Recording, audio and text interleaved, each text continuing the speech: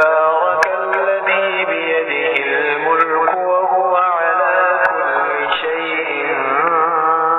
قدير الذي خلق الموت والحياة ليبلوكم أيكم أحسن عملا وهو العزيز الغفور الذي خلق 7 سماوات طباقا ما ترى في خلق الرحمن من تفاوت فارجع البصر هل ترى من فطور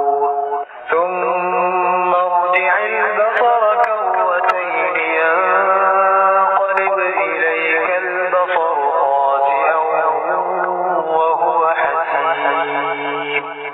ولقد زينا السماء الدنيا بمصابيح وجعلناها رجوما للشياطين وأعتدنا لهم عذاب السعير وللذين كفروا بربهم عذاب جهنم وبئس المصير إذا ألقوا فيها سمعوا لها شهيقا وهي تفور تكاد تميز من الغيظ كلما ألقي فيها فوج سألهم خزنتها ألم يأتكم نذير قالوا بلى قد جاءنا نذير فكذبنا وقلنا ما نزل الله من شيء إن أنتم إلا في ضلال كبير وقالوا لو كنا نسمع أو نعقل ما كنا في أصحاب السعير فاعترفوا بذنبهم فسحقا لأصحاب السعير إن الذين يخشون ربهم بالغيب لهم مغفرة وأجر كبير وأسروا قولكم أو اجهروا به إنه عليم بذات الصدور ألا يعلم من خلق وهو اللطيف الخبير هو الذي جعل لكم الأرض ذلولا فامشوا في مناكبها وكلوا من رزقه وإليه النشور أأمنتم من في السماء أن يخسف بكم الأرض فإذا هي تمور أم أمنتم من في السماء أن يرسل عليكم حاصبا فستعلمون كيف نذير ولقد كذب الذين من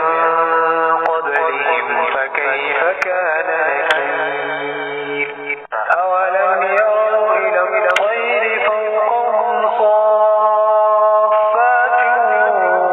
ويقبضن ما يمسكهن إلا الرحمن إنه بكل شيء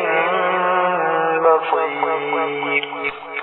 أمن هذا الذي هو جند لكم ينصركم من دون الرحمن إن الكافرون إلا في غرور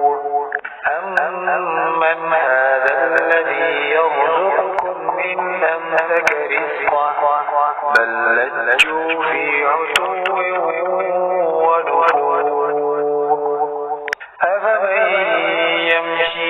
مكبا على وجهه أهدى أمن